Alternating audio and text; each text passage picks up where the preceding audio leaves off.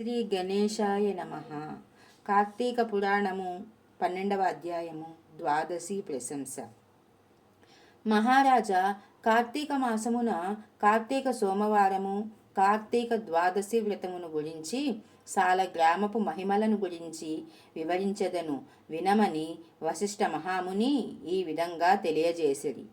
కార్తీక సోమవారం నాడు ఉదయమునే లేచి కాలకృత్యములు తీర్చుకొని నదికి వెళ్ళి స్నానము చేసి ఆచమనము చేయవలెను. తర్వాత శక్తి కొలది బ్రాహ్మణునకు దానమిచ్చి ఆ రోజంతా ఉపవాసం ఉండి సాయంకాలం శివాలయమున గాని విష్ణాలయమున గాని వెళ్ళి దేవుని పూజించి నక్షత్ర దర్శనము చేసుకున్న పిమ్మట భుజింపవలెను. ఈ విధంగా చేసిన వారికి సకల సంపదలు కలుగుటయే కాక మోక్షం కూడా పొందుదురు. కార్తీక మాసములో శని త్రయోదశి వచ్చిన ఎడల ఆ వ్రతం ఆచరించినచో 100 రెట్లు ఫలితముగా కలుగును.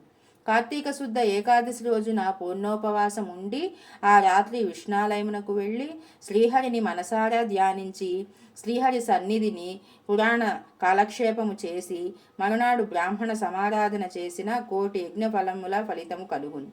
ఈ విధముగా చేసిన వారలకు సూర్యగ్రహణ సమయమున గంగానదిలో స్నానము చేసి 1,000,000 బ్రాహ్మణులకు భోజన దానము చేసినంత ఎంత పుణ్యము కలుగునో దానికంటే అధికముగా ఫలితము కలుగును. కార్తీక శుద్ధ ద్వాదశి నాడు శ్రీమన్నారాయణుడు శేష పానుపు నుండి లేచును కనుక కార్తీక శుద్ధ ద్వాదశి వ్రతము విష్ణువునకు ఇష్టము. ఆ రోజున శ్రీమంతులైన వారైన ఆవు కొమ్ములకు బంగారు తొడుగులు తగిలించి ఆవు కాళ్లకు వెండి డెక్కలు తగిలించి దూడతో సహా బ్రాహ్మణునకు దానమిచ్చిన ఎడల ఆ ఆవు శరీరమందు ఎన్ని రోమములు కలవో అన్ని సంవత్సరములు ఇంద్రలోకములో స్వర్గ సుఖములు అందుదురు. కార్తీక మాసమందు వస్త్రదానం చేసినను గొప్ప ఫలము కలుగును.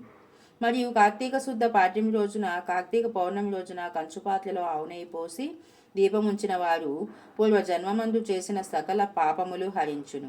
ద్వాదశి నాడు యజ్ఞోపవీతములు దక్షిణతో బ్రాహ్మణునకు దానమిచ్చిన వారు ఇహ పర సుఖమును పొందగలరు. ద్వాదశి రోజున బంగారు తులసి చెట్టును గాని సాల గ్రామమును గాని ఒక బ్రాహ్మణునకు దానమిచ్చిన ఎడల 4 సముద్రాల మధ్యనున్న భూమిని దానము చేసినంత ఫలితము కలుగును. దీనికి ఉదాహరణగా ఒక కథ చెప్పెదను, శ్రద్ధగా వినుము. సాలగ్రామ దాన మహిమ.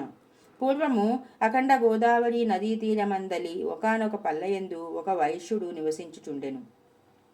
వాడు మిగుల దురాశాపరుడై నిత్యము ధనమును కూడబెట్టుచు తాను అనుభవించక ఇతరులకు పెట్టగా బీదలకు దానధర్మములు చేయక ఎల్లప్పుడూ పరనిందలతో తానే గొప్ప శ్రీమంతులుగా విరవీగుచు ఏ జీవికి కూడా ఉపకారమైనను చేయక పరుల ద్రవ్యమును ఎటుల అపహరింతునా అని తలంపుతో కుచిత బుద్ధి కలిగి కాలాన్ని గడుపుతూ ఉండెను.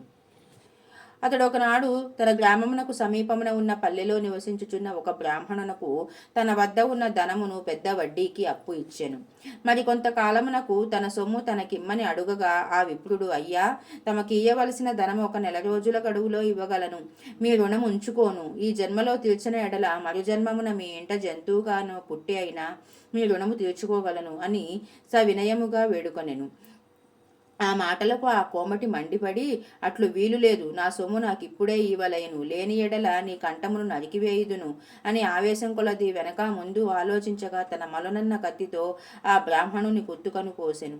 వెంటనే ఆ బ్రాహ్మణుడు గిలగిలా తన్నుకొని చనిపోయెను.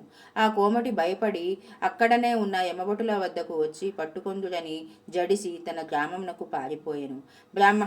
బ్రాహ్మణ హత్య మహాపాపం కనుక అప్పటి నుంచి ఆ వయస్సునకు బ్రహ్మహత్య పాపము ఆవహించి కుష్ఠవ్యాధి కలిగి నానా బాధలు పడుచు మరి కొన్నాళ్లకు మరణించను.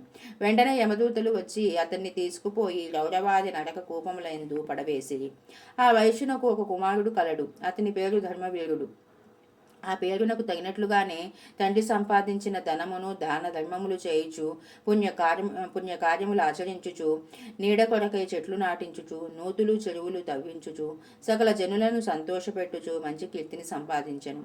ఇటులుండగా కొంతకాలమునకు త్రిలోక సంచారియగు నారదుల వారు యమలోకమును దర్శించి భూలోకమునకు వచ్చి త్రోవలో ధర్మవీరుని ఇంటికి వేంచేసిరి.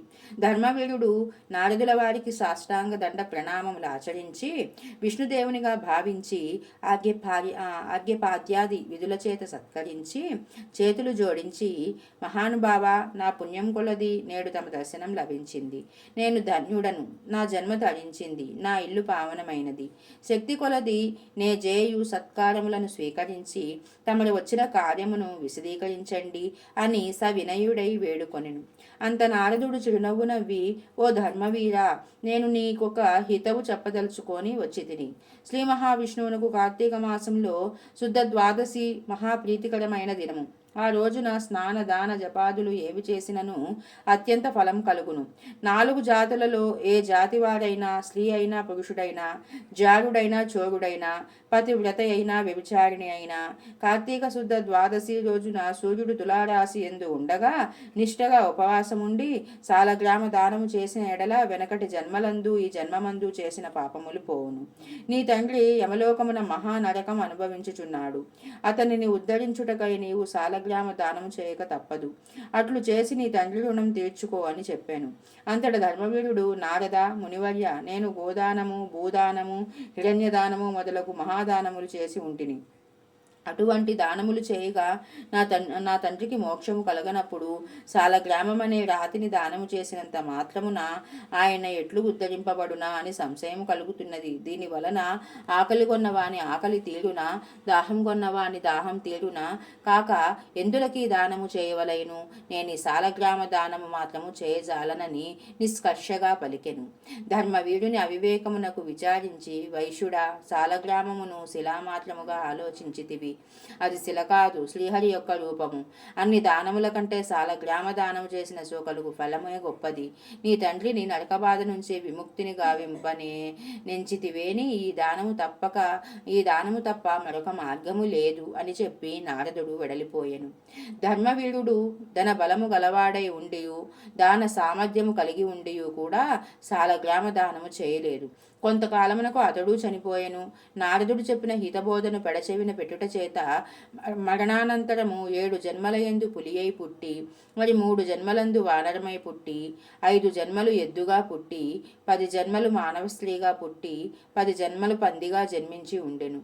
అట్లు జరిగిన తరువాత 11వ జన్మలో ఒక పేద బ్రాహ్మణుని ఇంట స్త్రీగా పుట్టగా ఆమెకు యవన కాలము రాగా ఆ పేద బ్రాహ్మణుడు ఒక విద్వాంసునకిచ్చి పెండ్లి చేసెను. పెండ్లి అయిన కొంతకాలమునకు ఆమె భర్త చనిపోయెను. చిన్నతనమందే ఆమెకు అష్ట కష్టములు సంభవించినందులకు తల్లిదండ్రులు, బంధుమిత్రులు చాలా దుఃఖించిరి. తండ్రి ఆమెకు ఈ విపత్తు ఎందువలన కలిగినా అని దివ్యదృష్టితో గ్రహించి వెంటనే ఆమె చేత సాలగ్రామ దానము చేయించి, నాకు బాల వైదవ్యమునకు కారణమైన పూర్వజన్మ పాపము నశించుగాక అని చెప్పించి సాలగ్రామ దాన ఫలమును దారవోయించెను. ఆ రోజు కార్తీక సోమవారం ఒకటి వలన ఆ సాలగ్రామ దానఫలములో ఆమె భర్త జీవించెను. పిదప ఆ నూతన దంపతులు చిరకాలము సకల సౌఖ్యములతో జీవించి జన్మాంతరమున స్వర్గమున కడిగిరి. మరి కొంతకాలమునకు ఆ బ్రాహ్మణ పుత్రిక మరొక బ్రాహ్మణుని ఇంట కుమారునిగా పుట్టి నిత్యము సాలగ్రామము చేయుచు ముక్తిని పొందెను.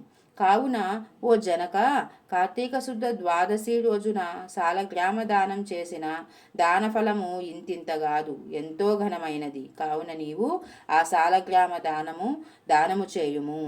ఇది ద్వాదశ అధ్యాయము 12వ రోజు పారాయణము సమాప్తము.